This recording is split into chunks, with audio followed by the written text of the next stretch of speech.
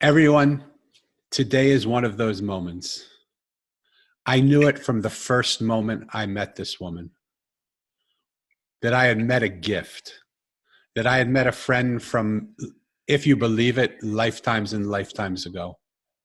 There was something about her that from the first moment I met her, I knew her, and she had the ability to touch my spirit. This interview today is my honor because I want to introduce to you my friend who I never get to see, who I never get to talk to enough, but a friend that will be my friend throughout all my life. Her name is Iyanla Vanzant, and most of you will have heard of her. Almost everyone will know her.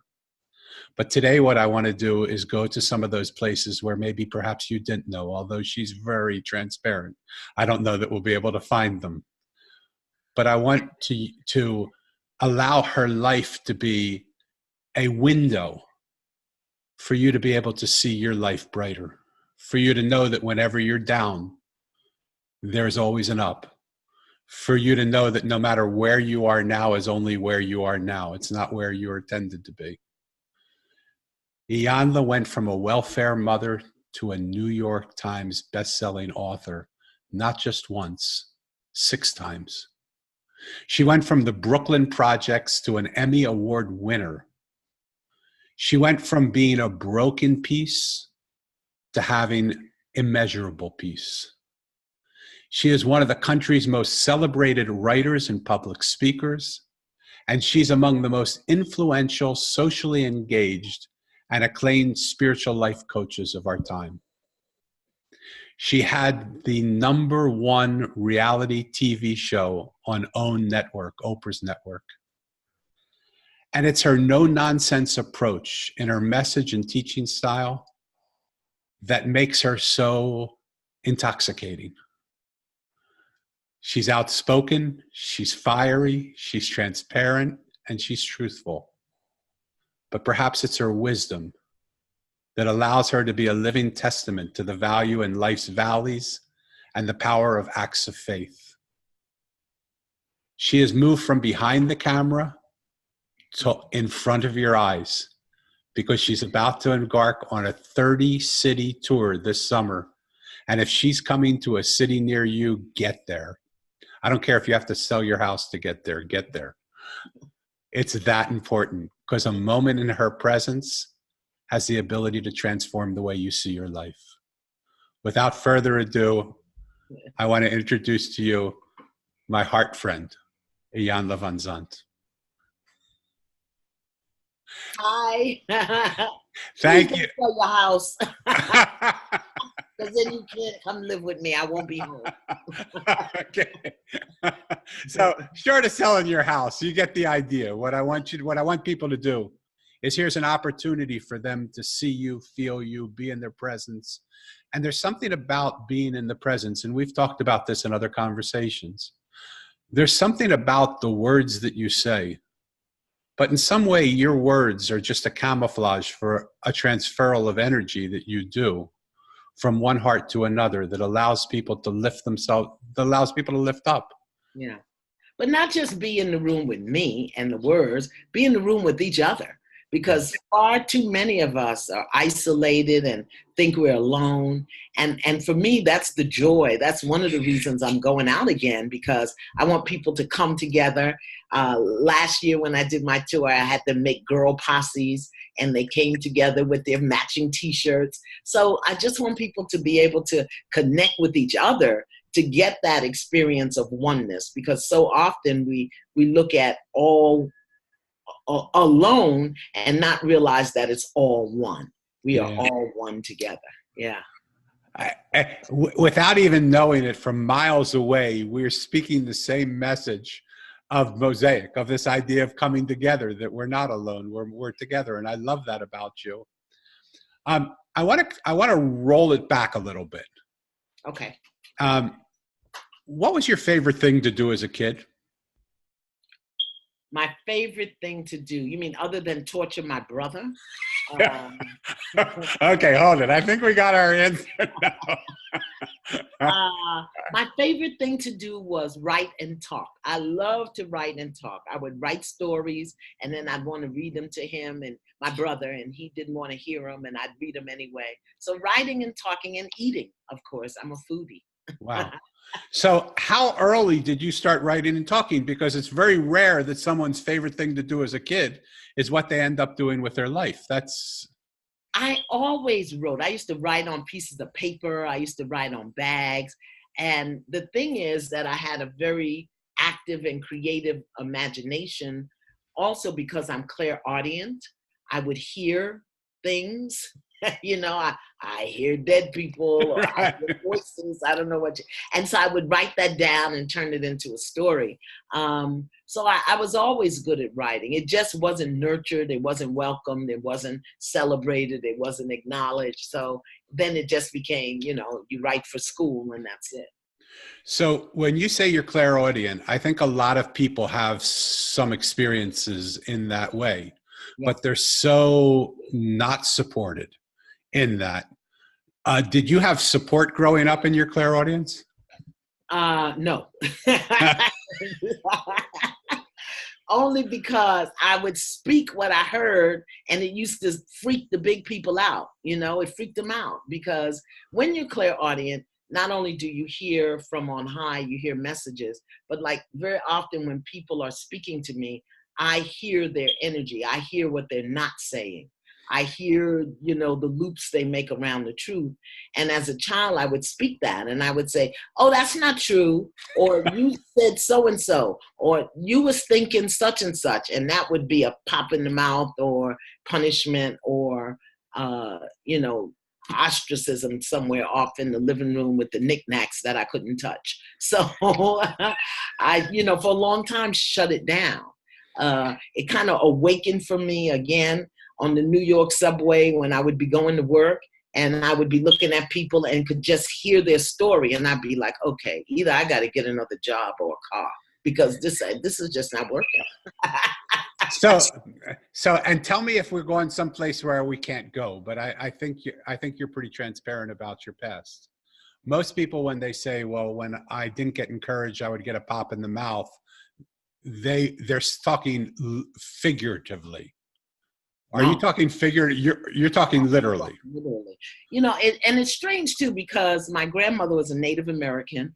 And so she really was anchored in the cultural experience of spirituality, or, spirit, how it moves and the energy of it. But it's different to know that theoretically, and to have your 3, 4, 5-year-old granddaughter telling your business out in the street. So because I hadn't learned discernment or discrimination or any of that. So I would just say what I heard or what I saw. And, it was challenging. Yeah. No. And I understand that, because I remember a time when I was home, and I decided I was going to introduce my best friend to my mom. My best friend was somebody I played with all the time. And I went in and I said, Mom, I want you to meet my best friend. And she looked at me as if I was crazy. She said, Danny, there's nobody there. And I said, what do you mean there's nobody there? He's my best friend. I play with him all the time.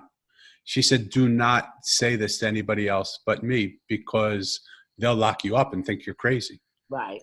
Yeah. And see, you saw, I heard.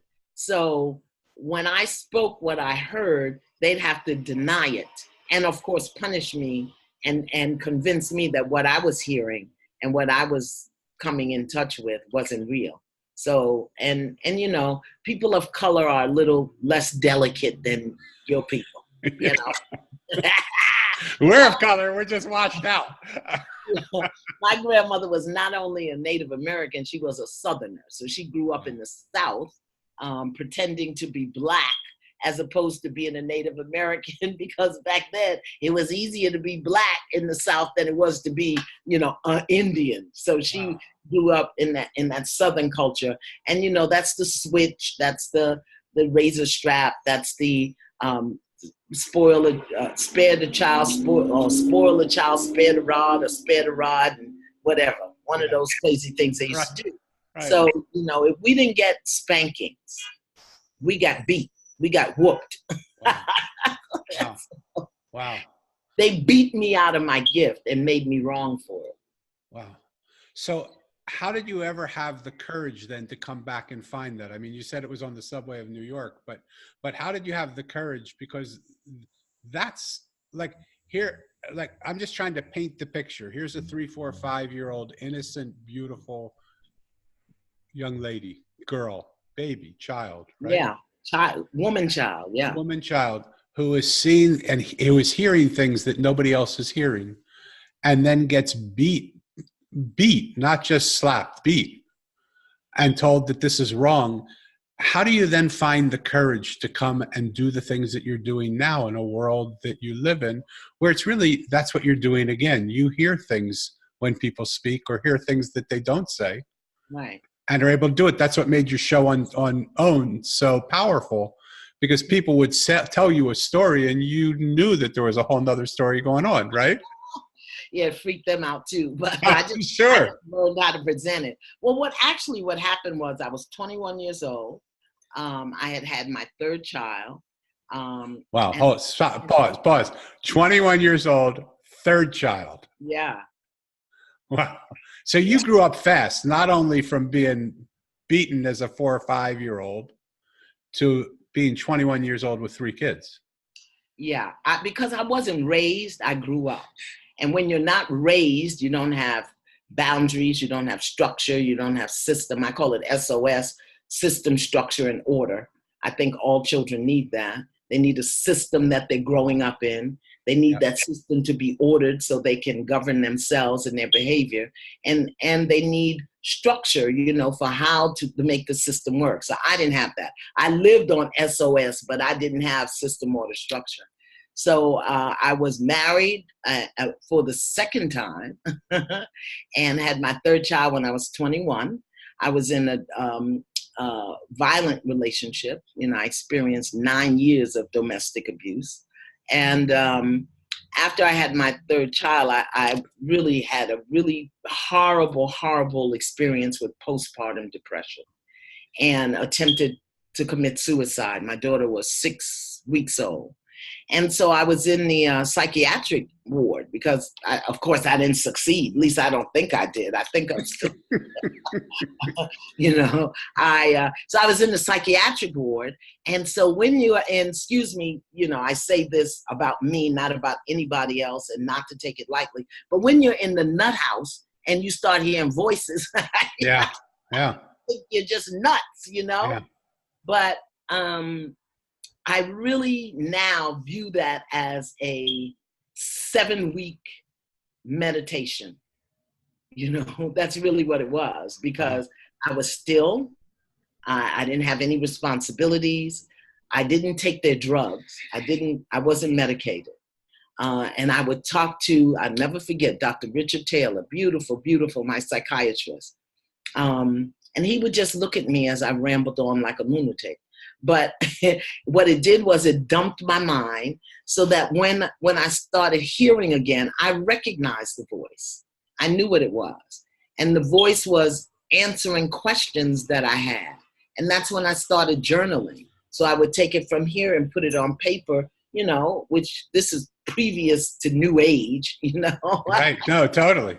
It was journaling back to my childhood roots. It's funny because all of the things that worked for me as a child became my tools for healing and growing and stretching as an adult. So I started writing it down. And by the time I left there, I was clear as a ding dong bell. Okay.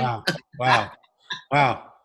So the time spent there was incredibly valuable, not necessarily because what they were giving to you, but what you were getting in the quiet and the space and the emptiness of where you were. Is that correct? That's right. And I was very, very clear. I did not take their drugs because they would have medicated me right out of my right mind. And I was very clear. I'm not doing that. I'm not doing that. Wow. So from that person there, even with the clarity that you have, or from the 5 or 6-year-old that would hear voices, could you ever imagine in those days, especially when you were in the nut house, like you call or whatever, right? Could you ever imagine that you would be where you are now? No. Well, yes. I didn't imagine that I would be doing what I'm doing now, but I did imagine that I'd be where I am within myself, that I'd Okay. feel good about me, that I would have joy, that I would feel, purposeful and worthy in life. I did have that. Fortunately or unfortunately, however you want to look at it, I didn't structure it. I didn't give details. Yeah. I wanted peace. I wanted to be able to provide for my children. I wanted to feel good. I wanted to stop hurting. That to me, and that's the one thing that I heard when I was in the psychiatric ward that I still repeat to this very day. When I heard very clear, you didn't want to die, you just wanted to stop hurting. Yeah. I was, oh, damn. Yeah, that's right. Yeah. And so I knew that I could live pain-free. It was a journey to get here, but Yeah. Yeah. No, and oftentimes when something like that happens I never thought to commit suicide, but I have felt that there were moments in my life where I was going to die. And what really happened for me in my perception of it is something in me had to die in order for me to get to where I was going. yes. Would you say that's similar to where you were? It's almost like you had to kill something in you to get to the place where you could have the peace that you wanted. For me, it was Rhonda. I had to kill her. Not kill her. I didn't kill her off. I gave her something else to do. Rhonda is my birth name.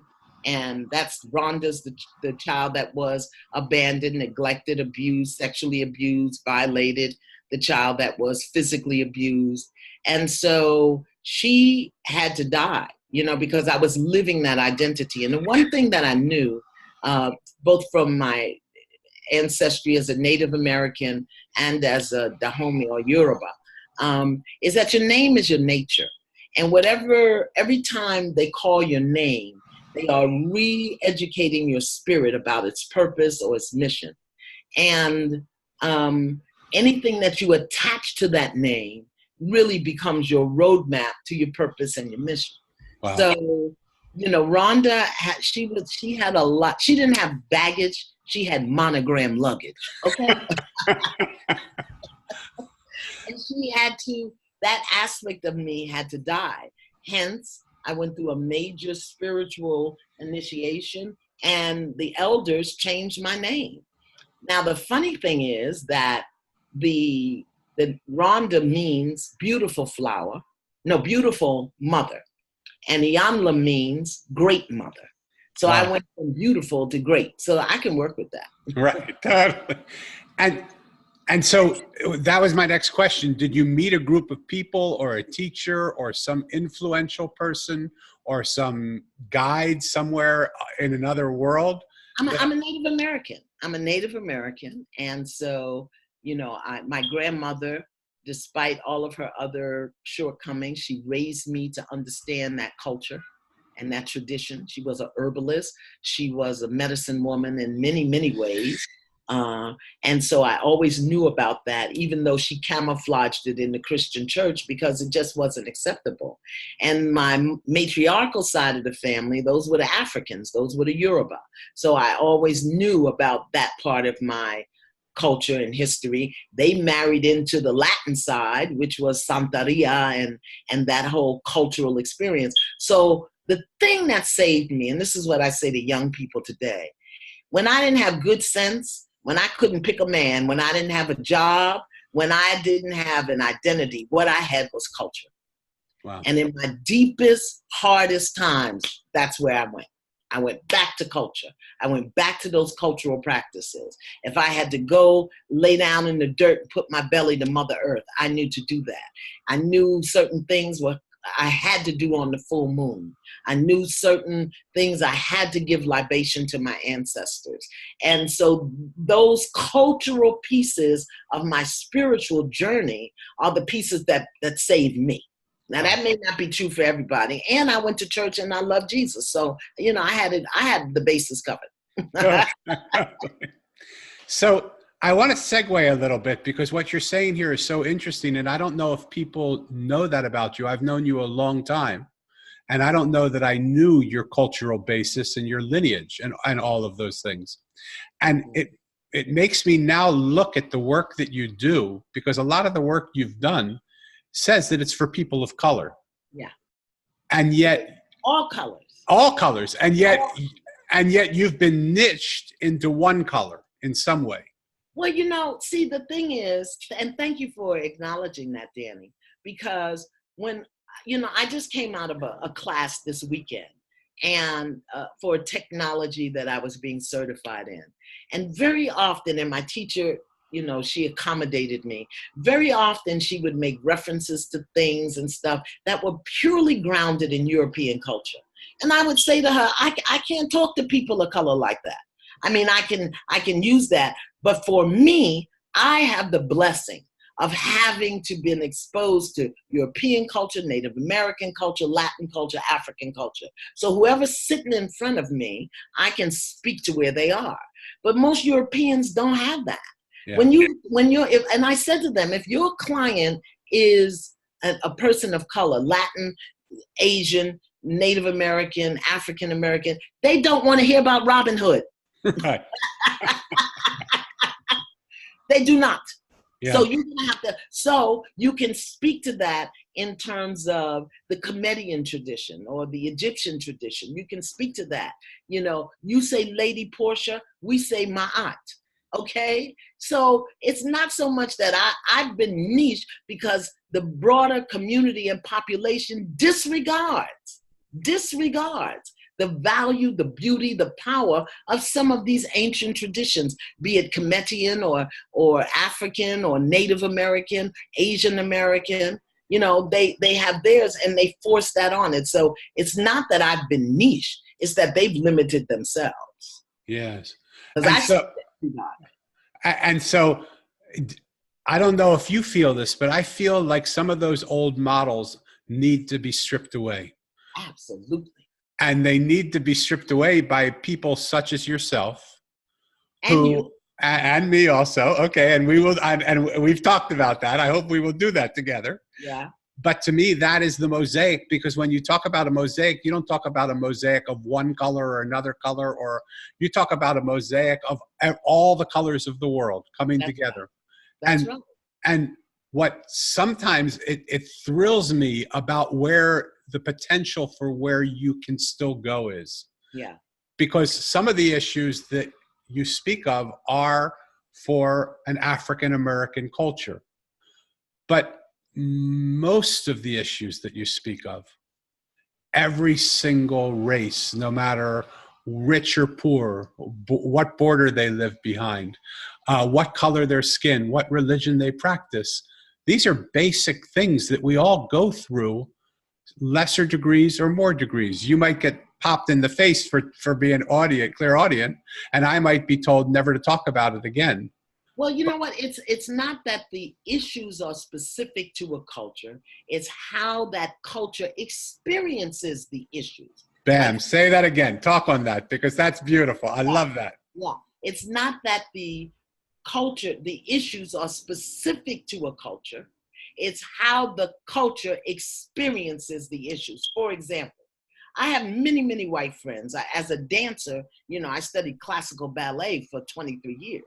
So I grew up, my friends were all mixed and all crazy. But when I would go to my white friend's house and hear how they would address their mother, for example, calling your mother by her first name, my black would fall off. Do you understand what I'm saying? My black would peel off and run screaming out the room. We don't call our mother by her first name. And we, like I would have my friend, she would say, "What? Leave me alone," and slam the door to her room. Right. I'm still in shock. Right. There's something in my genetic DNA. We don't do that to our mothers. Yeah. But in certain European cultures or the white community, the way kids talk to their mother, never. Okay, Yeah. I'm telling you, my black would fall off. So Totally. the issue is, for my friend, let me just call her, Tina. She grew up feeling that her mother was a nag and this and that and the other thing. I, as an African American, couldn't say certain things and felt that I wasn't heard. Yeah. Same issue. Yeah. Tina experienced it differently. Yeah. She didn't feel heard, so she tuned her mom out. Yeah. I didn't feel heard, but I knew if I opened my mouth, I'd get popped in it. Yeah. Same issue. So I'm going to paint a third scenario because I grew up in a Jewish family. Whoa, guilt. Okay, and so we would never. My whole circumcision would fall off if I called my mom by her first name because it wasn't even appropriate. And I remember I never got hit as a kid, but I remember my mom. One time I was disrespectful to my mom. And she said, Danny, you hurt me more than you could possibly ever hurt me. Because you, of all people, to speak to me like that, guilt. I want you in the Hasidic community. Yeah, I want you to go to your room and I want you to think about what you did. I was up in my room crying for 6 hours. Because you heard her. Because I heard her, and I was so troubled by the fact that I disrespected her. Yeah. So it wasn't that I was beaten or disrespected, but every community, no matter where it comes from, has its way of dealing with trying to make peace between being heard and not being heard. And then what gets to fix my life is whatever race, culture, background they come from. The people who have mommy issues, that just manifested in a variety of ways based on how mommy was, you know. So, yes, they put me in the niche because they look at this first, but I am very aware that the issues that I speak to are all people, for all people. And then the other thing is that we live in a world today where people don't trust. So people who look like me will be more ready to come to me than they would be to come to you. And I just want to put you in a bottle and sell you on the corner. Not like a hooker, but, just sell pieces and parts of you, When after I read the Mosaic and, the work, how many years now? 30-something years or 20-something. But because we don't believe that we're all one, they see you as a white guy and me as a black woman, and then judge and discern what they can take and can't take. But who is it said? Diana Rouse said, I'm busting loose. Yeah. I'm busting out. Yeah. I'm busting out and just really breaking down those barriers because there are some things that I can say to white men that you can't say. Yep. Yep. There's some things you can say to black women that I can't say. Yep. I can say it, but they won't be able to hear it. Yep. So I think you as a teacher of the heart, me as a teacher of the heart, we've got to start crossing those lines. And like I said, I experienced that this weekend in my class when they would say certain things. I'd say, excuse me, can we have a Black history lesson right here? Yeah. And they were grateful. Yeah. They had never heard that. They had never heard that. Yeah.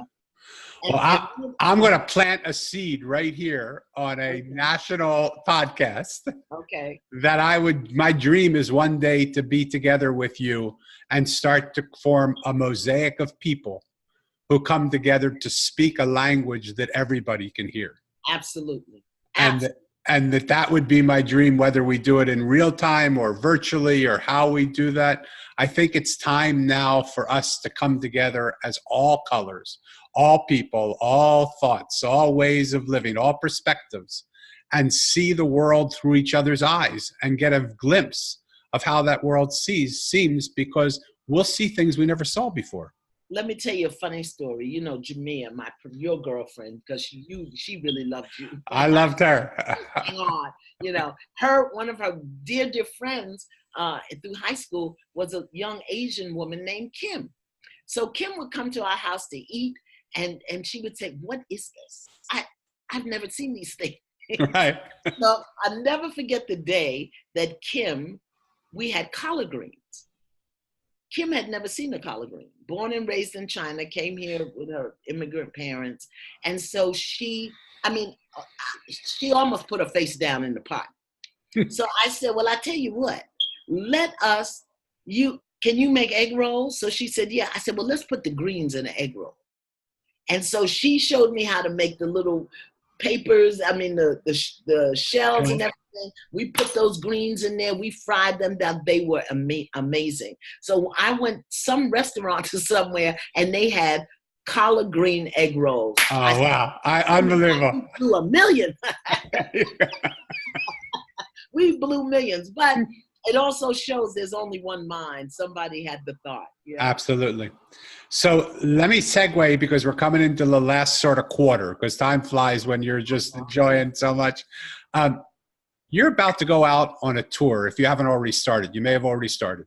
Yes. You're going to go to 30 cities through this, through the spring and summer. Only because I'm old, I can't do anymore. Okay. What is your dream that you will accomplish in this tour? What is it you want to say to people? Because you've listened to a lot of people and you've taught a lot of things. What is it you want to bring to people on this tour that you're going on? I want to bring the wisdom of acts of faith from the page to the stage. I wrote that book 25 years ago, and it's daily meditations for people of color. But everybody, again, even 25 years ago, I was trying to get people to see the mosaic, not as black and white. So they marketed it that way. But when I said, I've quoted Winston Churchill and John Kennedy. So I take the words of these great wise people, of these leaders, and then I break it down to a spiritual message. That was 25 yeyears ago, when you had to put a bag on your head, go down in the basement and stand in the corner and say, spirituality. Wow. Now, you were at Hay House. Y'all were like banging your head against the wall. Because if you said the wrong thing, Jesus was going to come get you and you was going to burn in hell. But now, they're selling spirituality on the internet. So I want to go back and look at acts of faith and the wisdom that's in those pages that, people may not even know of. I want to know how many 25, 30-year-olds really know the wisdom of Thurgood Marshall, of Howard Thurman, one of the great spiritual leaders, the first chancellor of the Howard University School of Divinity. How many young people really understand the wisdom of the Tao? And I know Dr. Wayne Dyer, Ibaye, or rest in peace, he did a lot with the Tao. But I want to bring the wisdom of that book to the page, from the page to the stage, because today we do everything, with our fingers, and we have to see it. We have to see it. Back then, you would read a book. Now your book comes on a device, My greatest sorrow, Borders is gone. Borders is gone. So since people need to see something, hear something, I'm bringing it to the stage. And so why the stage? Why not just webinars and things like that? What's important about people coming together? Energy. The quantum physics of the cells and the molecules and the atoms and the protons, the quanta coming together in the same place of like-minded people. If you don't know who I am, if you just sit there and get in that energy, it's going to get into your skin, and you may go home and buy a book or do a meditation or do something. It's the energy, the all oneness of us coming together. Nobody has to be alone. We are all one. And I'm pretty funny, and I put on a nice show, and you can get a t-shirt and everything. So come on. And for those here, I want to say something else, because one of the things that I stand for and represent now is the disillusionment of like-minded communities. Because whereas we used to hang out in like-minded communities and used to feel great, like I loved when I found my like-minded people. But now what's happening is it seems like we live in silos that have separated us, one like-minded community from another like-minded community. The Buddhists, the Christians, and what I want people to do is, I would like people to honor what Iyanla has tried to do for over 25 years now, 30 years now, of bringing people of all colors together. And I would like you to come into rooms where there are not all like minds, where there are unlike minds. Yeah. And that you can see how beautiful that mosaic is, where you can see people of all different types coming together. You don't have to agree with everything that's said, but when you're open and listen to things that you've never seen before and look at things in a way that you've never seen them before, you might just discover answers to problems you've never seen before. You know, I did a workshop a number of years ago. Well, I do it every year, Wonder Woman Weekend. And in this particular workshop, it was the most diverse group of women that I'd had. I had Muslim women mantled and shawled. I had Asian women. I had an 18-year-old woman who had cerebral palsy. When she walked in the room, I said, okay, what am I going to do with this? You know, right. I had elder white women out the South. I had Black women. I had young women. We had about 80 women in this room. And I'll never forget one of the things that we discussed was colorism, because it came up in the room, where the lighter skinned and the darker skinned and the white women.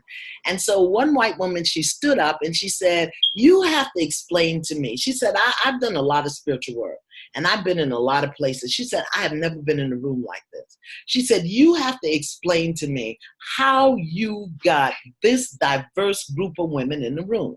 I said, because I speak to the place where we are all women. A woman with a broken heart because her lover done her wrong is a woman with a broken heart. A woman who loses her breast to cancer is a woman who lost her breast. I said, a woman whose child has gone astray, no matter her deepest efforts, or one who has a brother or sister who is addicted, or a father who's I said, there are places that we meet as women that don't have anything to do with our religion, the color of our skin, how old we are. There are places in the heart that women come together and stand for each other as women. And that's what I speak to. For anybody who hasn't heard that, I want you to rewind, because I want you to hear how important that message is. And so I want to ask you, based on that, because it sounds like you are a spokesperson for women in general, is there any place for men in your audience? Absolutely. But what I don't do is, I'm not arrogant enough to speak to a man's experience. What I do is ask men questions and offer them possibilities. As a woman, in this body, I don't have a recollection of having a penis and living as a man. I may have at some point, but that's not how I am. Right. So the issue is the issue. What I do know about is fatherless sons. What I do know about is how male inadequacy manifests. What I do know about is how men will look to their ego before they look to their heart. Why? Because as a woman, I've experienced it with my father, with my brother, with my son. So the issue is the issue. A cup of pain is a cup of pain. I speak to the cup of pain. But what I don't do is be arrogant enough to tell men that I understand their full body experience, because I don't. But what I can do is ask you questions and make you feel safe enough that you can tell me the truth. So for people who think, well, I know Iyanla, I've been following her work. She is for the Black community or the African-American community, or she's for women, or she's for this. What would you say to them right now that would say to them, spend a few dollars, come and see me in the city close to you, and see what will happen as we change your whole perspective? Because one of the things I believe about you right now is everything that you've done is only in preparation for this moment. Well, you know, I would say to those people, check yourself, because you can't say I'm only for the Black community, because there's never been a person that's come to me for help, support, guidance, insight. I never look at what color they are. It doesn't matter to me. So if you are saying that I'm for Black people, that's your stuff. That's not mine. Love it. Love it.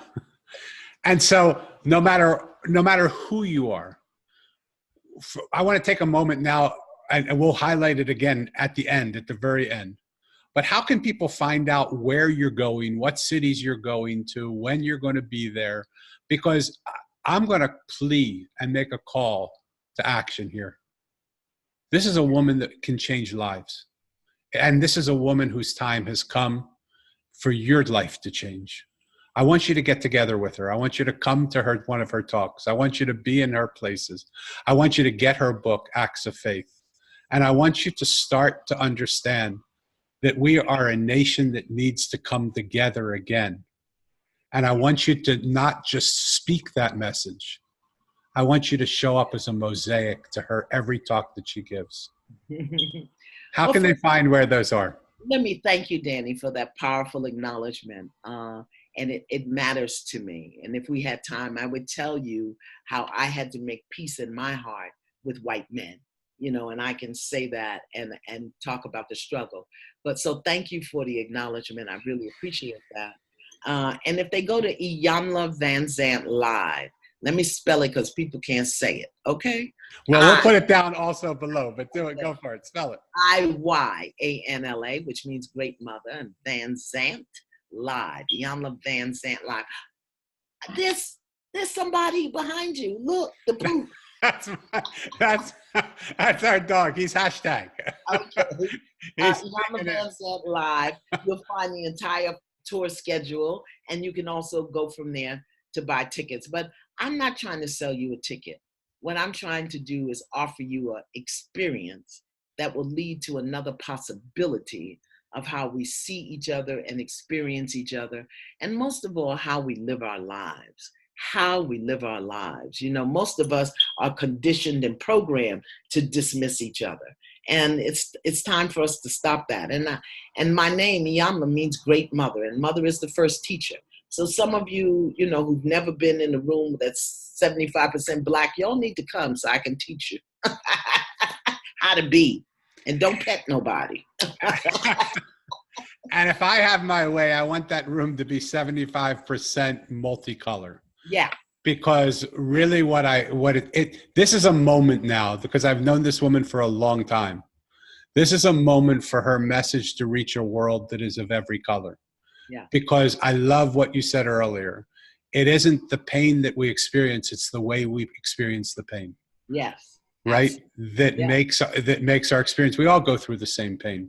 We do. So of all the things that you've taught, and you've had 6 New York Times bestsellers, you have like 15 books that are out there.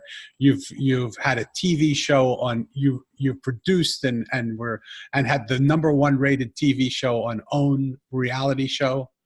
Of all the things that you've seen, of all the notoriety that you've had, if you were to boil it down to one thing that you could share with people, what would that thing be?